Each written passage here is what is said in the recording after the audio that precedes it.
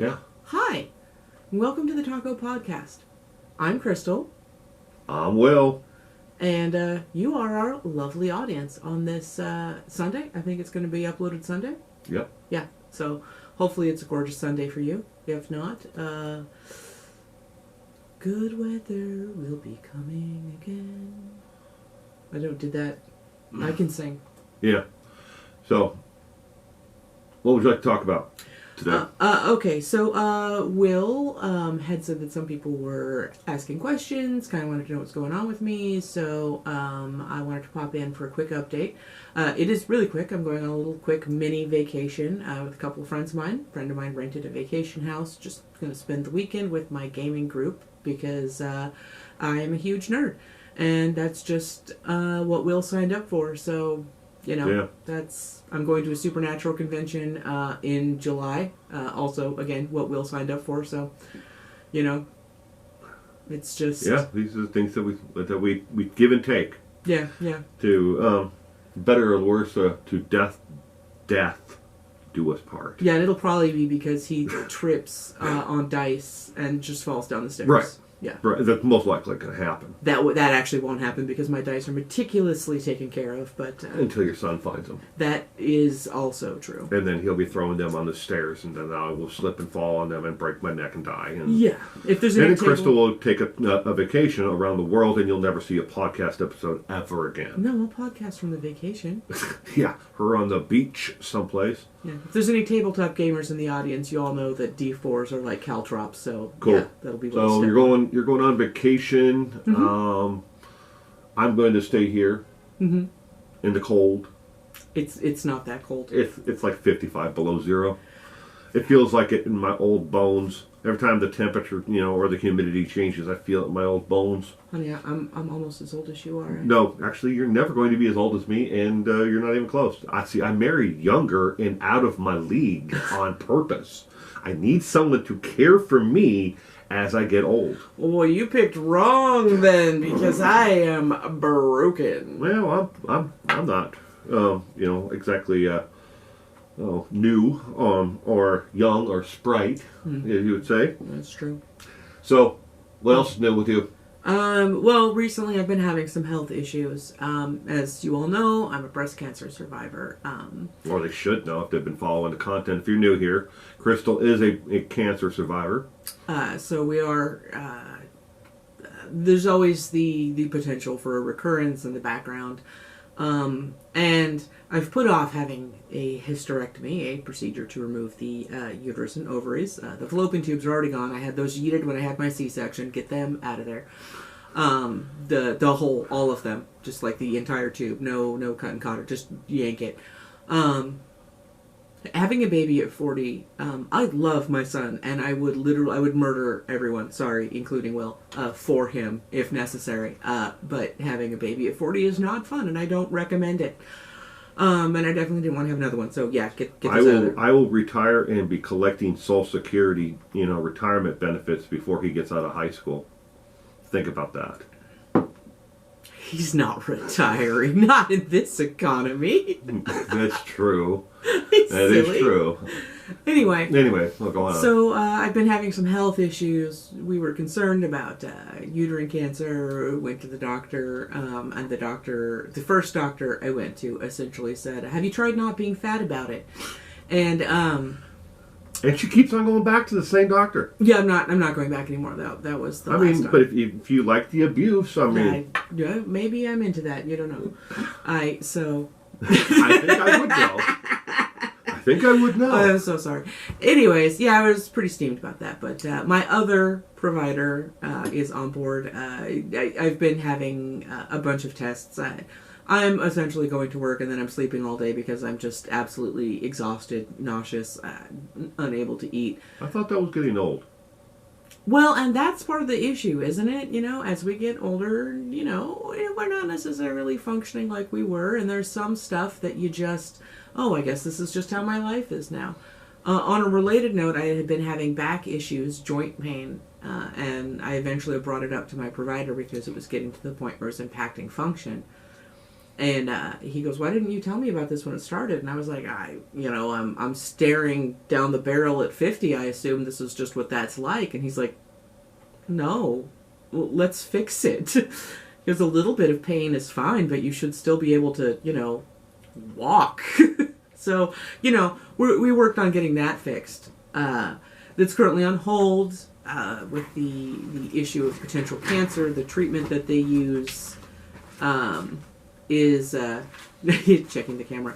The treatment that they're doing for the joint issue can encourage tumor growth if there is one. So, just out of an abundance of caution, we've currently stopped that treatment. So, anyway, there's that bomb. Yeah, it's not cancer. So, had some imaging done, not cancer. We did the cancer thing, and it wasn't as much fun as people led us on to believe. It wasn't fun. Chemo was not a never-ending thrill ride of fun. No. Yeah. I mean, I really want to find those people who told us that cancer was fun and go back and punch them in the face. Definitely would not have bought a ticket to the cancer ride if I would have known what it's going to be like. Yeah. Yeah. But they are suspecting that it's a liver issue. So I have a tentative diagnosis of non-alcoholic liver disease. Our neighbor got a new dog. Yay. Aw. Enthusiastic puppy. Yes. Anyway. Yeah, so that's the tentative diagnosis. In fact, funny, amusing anecdote before we get on to the questions, we'll segue into those, is that one of the providers, I have to do physicals through work because of the nature of the work that I do, and they had done some blood work, and that provider called me and was like, "Hey, we got your labs, and some of these are kind of bad." And I was like, "Oh, what are they?" And she gives me the numbers, and I was like, "Oh, they've calmed down a little bit. That's good." And she's like, "Oh, so you knew?" And I was like, "Yeah." She's like, "Okay." And then she gives me another one, and I go, "Oh, we didn't do one of those last time. That's really high." And she's like, "Yeah, we usually see this in alcoholics. There's no real good way to put this. Were you drinking before you came into your physical?" And I was like, "Dude, it was 6 in the morning. Who does that?" Well, apparently a lot of people whose labs look that bad. And I was like, no, I wasn't. She goes, "Well, do you drink?" And I go, yeah, I do. And she goes, "How often?" And I go, every 2 weeks at noon." She goes, "That is very specific." It's like, "Yeah, I have a standing lunch date with an old coworker, friend of mine, every 2 weeks. And I have a mojito. So, yeah, every 2 weeks at noon. I will be having a mojito." Cool. So you'll be having a mojito? Yeah, sorry for that ADHD dump right there. Just take all of that. So apparently there were some questions some people wanted to know. So Will here has printed out a list of questions that people have emailed him with, and I'm going to answer those for you. All right, first one. Can you talk about the development that you've seen with Taco for speech in the last 12 months? Oh my gosh, he has just blossomed. Obviously I'm biased on his mom. I think he's just the smartest little boy ever. But, there was always been a bit of a communication barrier. And sometimes, well, I think we've talked about it before, sometimes he would leave me notes, he would write them on my computer and stuff like that. But his verbal communication has just come leaps and bounds. He's combining words. Balmy, I think, was the one earlier today. Perfect example. He loves explosions. Hopefully in the future he'll be a demolitions expert. Or combine those two, explosions and film. Expect to see a lot of action movies in the future. But coming from our family, he'll probably be the Unabomber. If you get that reference. We're very highly intelligent people. Crystal is reapplying to Mensa is on top of it. She forgot to tell you that. Okay, next question is, can you talk about the development with Taco and his peers over the last 12 months? Has he taken on any more responsibilities or, desire to want to be with his peers? Yeah, his peer interaction is coming along. He's always had friends, but as parents of other autistic kids know, lots of times when autistic kids are playing together, they're just kind of doing their own thing adjacent to each other, which I am always fine with, because that's what I do too. Perfect. You're a little bit on the autism yourself. I am. Yeah, I got a touch of autism, as they say. In fact, a perfect example of that, don't know if I've mentioned it before, but one time nephew came over, and the two of us were just sitting on couches, drinking tea and reading books, and Will comes downstairs and goes, I thought you guys were going to hang out. It's like, we are hanging out. He's like, what are you guys doing? We're like, we're reading. It's like, but you're reading separate books. We're like, yeah, this is autistic introverts hanging out. We're loving it. This is a great time for us right now. But even though he has shown more desire to want to hang out with his peers, there's still a lot of like, this is mine, this is what I'm doing, and this is what you're doing, and this is yours, as opposed to, hey, you want to share this? So, yeah. Okay, next question. Question number 3. Is there any funny stories you wish to share in relation to Taco in the past 12 months? So many. So I think the biggest one is going to be recently he's discovered sherbets or raspberries, where basically you put your mouth on skin and it makes a fart sound. All day, every day, fart sounds. I no longer get kisses when I come home from work. Used to be I would get a kiss, or he would tell me to kiss his head because that's where his kisses go. His kisses go in the head, he says. Anywhere on the head. Yeah, anywhere on the head. That's where his kisses go. I don't get kisses when I come home from work anymore. He literally just yanks my shirt up, sherbets my belly, and then runs off laughing. That is how I'm greeted now. He does it to me to the back of my neck. I'll be sitting at the desk and he'll come up and start giving me a sherbet on the back of the neck, and it's like, okay. But he's trying to express, all the ranges of emotions, where before it was pretty much, it was not like he was scared to show emotions, and there are a lot of them that are still, when showing and expressing emotions, are not necessarily inappropriate. It's just he doesn't know how to express them. Mainly pain. He doesn't know how to express pain, and when he is actually hurt. There was a time period where Will and I were concerned that he might have had that disorder where you're not able to perceive pain, because we had watched him fall, clearly be injured, but there was no expression. He was shocked. He skinned his knee, I think it was, but he looked shocked. He looked at the injury and was like, how did this happen? Was what was portrayed. The other day he fell off his scooter and landed pretty hard. I mean, he landed in grass and then hit a tree, but it was something where he had skinned up his elbow, and a little bit on his shoulder, but he didn't express any signs of pain at all. And it was just more shock. It's like, how did this happen? Yeah. And so, to that effect, when he does express that he's in pain, I instantly worry, because knowing how he reacts to when he hurts himself, if he says he's hurt, I immediately oh my God, something's broken. Right, and I mean, but he's expressing disappointment, sadness, and happiness, a lot more than he was before. Mm-hmm. But it's not to say that if you took 2 7-year-olds and put them side by side, one on obviously our son on the spectrum and one not on the spectrum, he's not showing them correctly. It's like he's playing with it and trying to figure out what is appropriate, where it's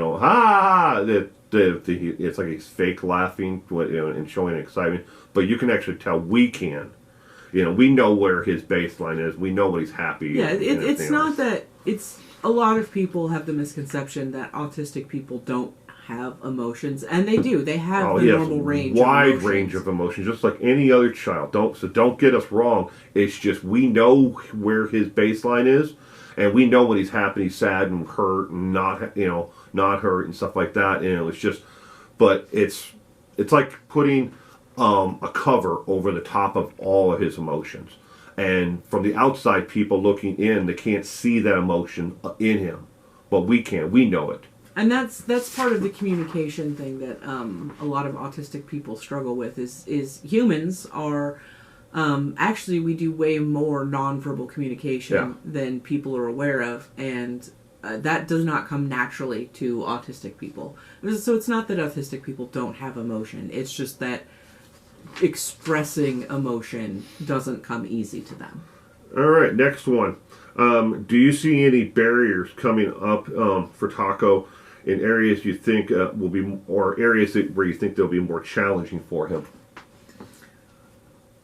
The unfortunate truth of being an autistic person in society is that there are always going to be barriers. Society is not built for people who are non-neurotypical. Yeah, it's... Try to put yourself, if you're not on the autism spectrum, try to put yourself in their shoes for just one day and look at the world, how they actually feel and perceive, and how the world perceives them. It's not built for anyone. And when it comes, and not just people who are on the spectrum, but all disabilities. Yeah, you may have a ramp for somebody who needs a wheelchair access, or you may have Braille that tells you which bathroom it is.